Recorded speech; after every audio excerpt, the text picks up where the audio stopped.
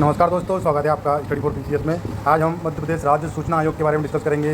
क्या है इसकी इसके इसका उपयोग, इसको क्यों बनाया गया है और इसका संगठनात्मक ढांचा क्या है, आयोग की संरचना क्या है, मुख्य सूचना आयुक्त और सूचना आयुक्त के बारे में जानकारी, पूर्व मुख्य सूचना आयुक्त और सूचना आयुक्त के बारे में हम जानकारी इसमें प्राप्त करेंगे। तो सबसे पहले देखते हैं इसकी प्रस्तावना। तो सूचना का अधिकार अधिनियम 22/2005 भारत के राजपत्र असाधारण भाग 2 खंड 1 जून 21, 2005 विधि एवं न्याय सत्र मंत्रालय पृष्ठ संख्या 1 लगायत 22 पर प्रकाशित हुआ। इस अधिनियम का मूल मंतव्य यह है कि लोकतांत्रिक शासन में सरकार और सरकारी मशीनरी जनता के प्रति जवाबदेह हो। तो यहाँ पे इसका मूल उद्देश्य आपको बताना चाहिए कि जो लोकतांत्रिक शासन है इसमें सरकार और सरकारी मशीनरी जनता के प्रति जवाबदेह हो तथा सरकारी मशीनरी के क्रियाकलापों में पारदर्शिता हो। इस अधिनियम के माध्यम से ऐसी व्यवस्था की गई है जिसके अंतर्गत कोई भी नागरिक लोक प्राधिकारी के कार्यकलापों के संबंध में सूचना प्राप्त कर सके।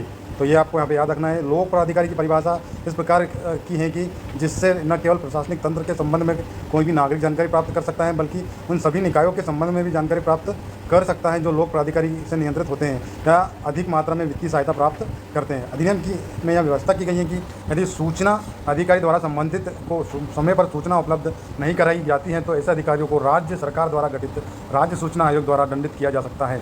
सूचना का अधिकार अधिनियम जम्मू कश्मीर एवं भारत को छोड़कर मीन्स दैट ये जम्मू कश्मीर एवं भारत को छोड़कर उस समय की बात है। वर्तमान में ये जम्मू कश्मीर में भी लागू है।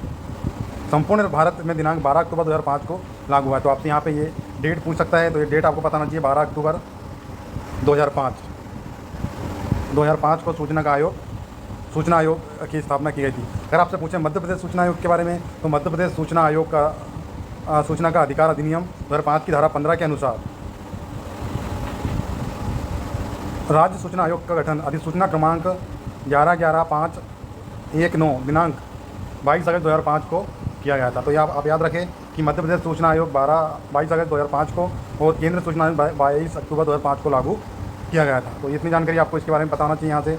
अब इसकी संरचनात्मक ढांचे की अगर हम बात करते हैं तो आप देख रहे होंगे यहाँ पे मध्य प्रदेश राज्य सूचना आयोग का संगठनात्मक ढांचा। यहाँ पे एक मुख्य सूचना आयुक्त होता है और एक सूचना आयुक्त होता है। दोनों के नीचे निज सचिव, फिर सचिव, फिर प्रवाचक एवं कार्यालय सहायक, शीघ्र लेखक ये काम करते हैं। निज सचिव और सचिव के नीचे अपर सचिव के नीचे फिर विधि अधिकारी, स्थापना प्रशासन, सूचना प्रौद्योगिकी प्रभाग, सहायक कंप्यूटर प्रोग्रामर, भंडार प्रभाग, आवक। तो ये इसका आप ऐसा ढांचा देख सकते हैं।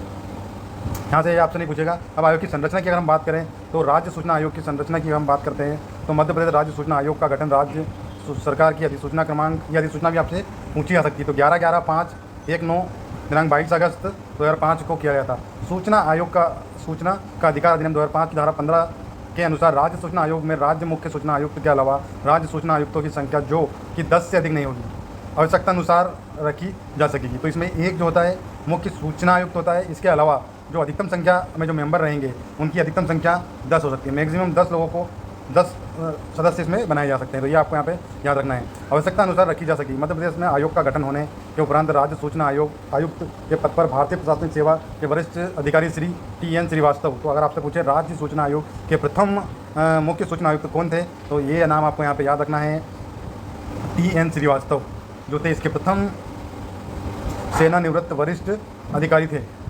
ठीक है, प्रथम जो मुख्य आयुक्त बनाया गया था वो इनको बनाया गया था, जिन्होंने शपथ ग्रहण कर अपने पद का कार्यकाल दिनांक 14 अक्टूबर 2005 को ग्रहण किया। श्री श्रीवास्तव दिनांक 30/10/2006 को 65 वर्ष की आयु पूर्ण करने के पश्चात सेवानिवृत्त हो गए। तो आपको यहाँ पे ये भी याद रखना है, इनका कार्यकाल पहले 5 वर्ष डिसाइड किया गया था, लेकिन अभी केंद्र सरकार ने 24 अक्टूबर 2019 को इसमें संशोधन किया है।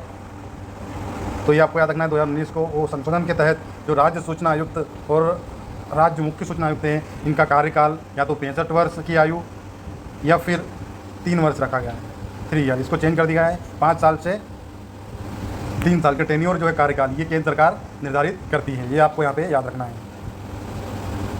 तत्पश्चात मध्य प्रदेश शासन द्वारा मुख्य सूचना आयुक्त के पद पर मध्य प्रदेश के उच्च न्यायिक सेवा के वरिष्ठ अधिकारी तथा मध्य प्रदेश शासन के विधि एवं विधायी विभाग के प्रमुख सचिव पद्मपाणी तिवारी, सबसे पहले श्रीवास्तव जी आए, उसके बाद पद्मपाणी तिवारी, TN श्रीवास्तव और पद्मपाणी तिवारी, ये आपको यहाँ पे याद रखना है। दूसरे जो रहे हैं तो इनका कार्यकाल भी आप पढ़ ले। मध्य प्रदेश शासन द्वारा 2008 पुलिस सेवा के अधिकारी दिनेश चंद्र जुगरान, उसके बाद दिनेश चंद्र जुगरान को बनाया गया। इसके बाद श्री इकबाल अहमद को बनाया गया। इसके बाद महेश पांडे को सूचना आयुक्त के पद नियुक्त किया गया। और वर्तमान में अगर हम बात करें तो वर्तमान में जो इसके चौथे मुख्य सूचना आयुक्त के पद पर मध्य प्रदेश न्यायिक सेवा के वरिष्ठ अधिकारी शासन विधि एवं विधायी कार्य के सचिव के डी खान को भी बनाया गया। इसके बाद वर्तमान की अगर हम बात करें, पाँचवें मुख्य सूचना आयुक्त जो है श्री अरविंद कुमार शुक्ला, पहले श्रीवास्तव जी थे और अभी वर्तमान में अरविंद कुमार शुक्ला है, ये आपको यहाँ पे याद रखना है। अब आप सूचना आयुक्त की नियुक्ति और मापदंड का तरीका ये आप यहाँ पे देख सकते हैं, इसको पढ़ेंगे आप तो धारा 15 में इसके बारे में जानकारी दी गई है, ये आप पढ़ लें। फिर सूचना आयुक्त की सेवा एवं शर्तें एवं पदावधि ये आप पढ़ सकते हैं, यहाँ पे धारा 16 में दिया गया है। राज्यपाल का भी इसमें रोल है, ये भी आप पढ़ लें। सूचना आयुक्त की सेवा शर्तें एवं पदावधि ये आप यहाँ से पढ़ सकते हैं। इसके बाद सूचना आयुक्त की शक्तियाँ और कृत्य ये भी आप यहाँ से पढ़ सकते हैं। धारा 19 में अपील करने का है, ये आपको यहाँ पे याद रखना है।